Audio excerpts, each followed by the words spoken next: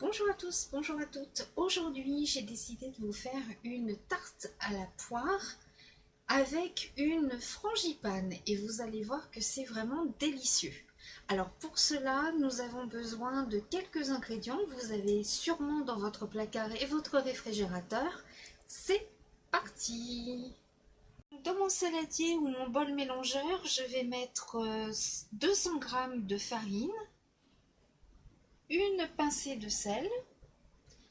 Je vais mettre 100 g d'huile ou de beurre fondu ou même encore de margarine. Facultatif, mais j'ai rajouté un petit peu de sucre vanillé. Voilà. Un petit peu moins de la moitié. Et je vais rajouter également 100 ml d'eau très chaude qui est en train de chauffer au micro-ondes dans mon micro-cook Pichet. Voilà, donc avec ma spatule, j'ai bien mélangé tous les ingrédients et j'obtiens une belle pâte. Regardez comme elle est magnifique. C'est une pâte express faite en vraiment seulement quelques secondes et avec très peu d'ingrédients. Voilà. Deuxième étape, on va donc réaliser la frangipane. Alors voici donc la préparation pour ma garniture. Comme vous pouvez le voir, donc je fais un mélange qui va être assez épais. J'ai mélangé 200 g de sucre, 2 œufs et 125 g de poudre d'amande. Voilà. Alors, on peut rajouter de l'extrait d'amande amère si on le souhaite. On peut mettre un petit peu un alcool si on veut. Alors, on peut mettre par exemple du rhum. On peut mettre un rhum arrangé avec par exemple une saveur de macaron. Je vous donnerai un lien tout à l'heure. Donc voilà, il ne nous reste plus que, on continue à bien tourner, bien tourner.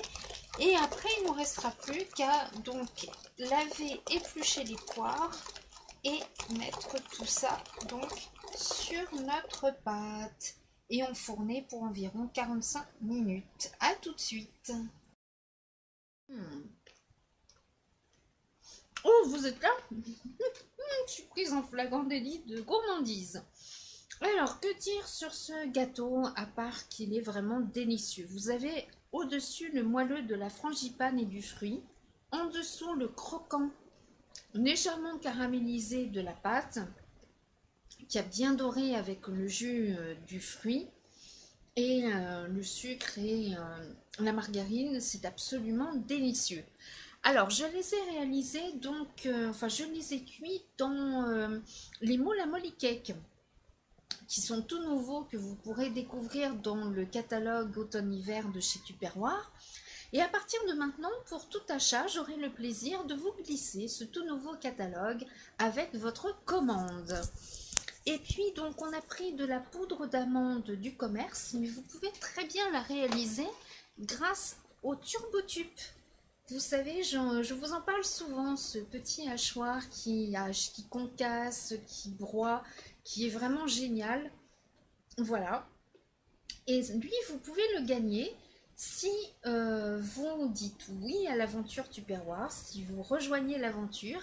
Et dès que vous faites 220 € de vente, nous avons le plaisir de vous adresser ce TurboTup, la spatule que vous avez vue un petit peu plus tôt, et également le micro-cook Pichet qui nous a servi à faire fondre la margarine et on peut faire plein de choses dedans. On peut faire de la confiture, on peut faire des sauces.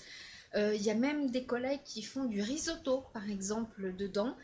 C'est ultra rapide et au micro-ondes, donc c'est un article vraiment très intéressant dans votre cuisine. Et puis, oui, vous pouvez aussi réaliser cette délicieuse frangipane. Alors, vous pouvez remplacer, bien évidemment, la poudre d'amande par autre chose. On peut prendre de la noisette, on peut prendre aussi, pourquoi pas, de la pistache. C'est vraiment très bon. On fera une autre recette avec de la pistache. Et vous pouvez donc réaliser cette frangipane avec le Speedy Chef.